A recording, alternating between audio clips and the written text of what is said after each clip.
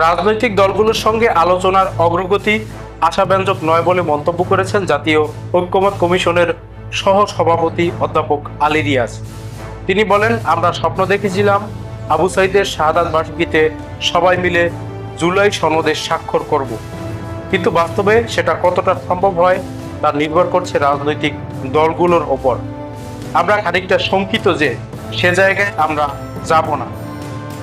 রোববার রাজধানীর foreign service একাডেমির দোয়েল হলে রাজনৈতিক দলগুলোর সঙ্গে জাতীয় ঐক্যমত্য কমিশনের দ্বিতীয় দফার সপ্তম দিনের আলোচনার শুরুতে এসব কথা বলেছেন আলী রিয়াজ। সংস্কার প্রস্তাবে ঐক্যমত্য কমিশন নমনীয় বলে উল্লেখ করেন আলী রিয়াজ। তিনি বলেন, কমিশন তার অবস্থান পরিবর্তন করেছে, কারণ এটা আপনাদের সবার সম্মিলিত আকাঙ্ক্ষা। প্রকৃতপক্ষে রাজনৈতিক দলগুলোই জনগণের এক বিরাট অংশের প্রতিনিধিত্ব করে। রাজনৈতিক দলগুলোর প্রস্তাবের মধ্য দিয়েই ৭০ অনুচ্ছেদ, এনসিসি, উচ্চকক্ষ গঠনের প্রক্রিয়া সহ বেশ কয়েকটি বিষয়ে নমনীয় হয়েছে।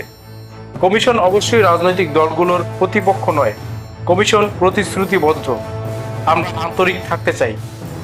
প্রধান উপদেষ্টার বিশেষ সহকারী মনির হায়দারের সঞ্চালনায় এই আলোচনায় আরও উপস্থিত ছিলেন জাতীয় ঐক্যমত্য কমিশনের সদস্য বদিউল আলম মজুমদার, বিচারপতি মোহাম্মদ এমাদুল হক, ইফতেখারুজ্জামান ও মোহাম্মদ আইয়ুব মিয়া।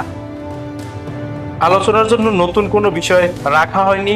আগের কয়েকটি বিষয় ঐক্যমত না হওয়ায় সেগুলো নিয়ে আবারও আলোচনা শুরু হয়েছে। আলোচ্য সূচির মধ্যে রয়েছে সাংবিধানিক ও সংবিধিবদ্ধ প্রতিষ্ঠানের নিয়োগ কমিটি, দ্বিকক্ষ বিশিষ্ট পার্লামেন্ট, উচ্চকক্ষের নির্বাচন প্রক্রিয়া ও উচ্চকক্ষের দায়িত্ব ও ভূমিকা। রাজনৈতিক দলগুলোর গত জুলাই মাসের কথা স্মরণ করিয়ে দিয়ে আলী রিয়াজ বলেন, যে নিপীড়নের মধ্য দিয়ে আমরা ছিলাম, যে ফ্যাসিবাদের মধ্যে আমরা ছিলাম, তা আমাদের সবার মনে আছে। আরেকটি জুলাই এসেছে। গত জুলাইয়ে আমরা সবাই নিজ দলের পতাকা তুলে ধরিনি, বরং সবাই দেশের পতাকা তুলে ধরেছিলাম। আমরা সবাই ফ্যাসিবাদ থেকে মুক্তি পেতে রক্তক্ষয়ী আন্দোলনে ঝাঁপিয়ে পড়েছিলাম। রাজনৈতিক দলগুলোর সঙ্গে আলোচনায় অগ্রগতি আশাব্যঞ্জক নয় বলে উল্লেখ করে আলী রিয়াজ বলেন, জুলাই মাসের মধ্যে অবশ্যই এই প্রক্রিয়ায় একটা পরিণতির দিকে যেতে হবে।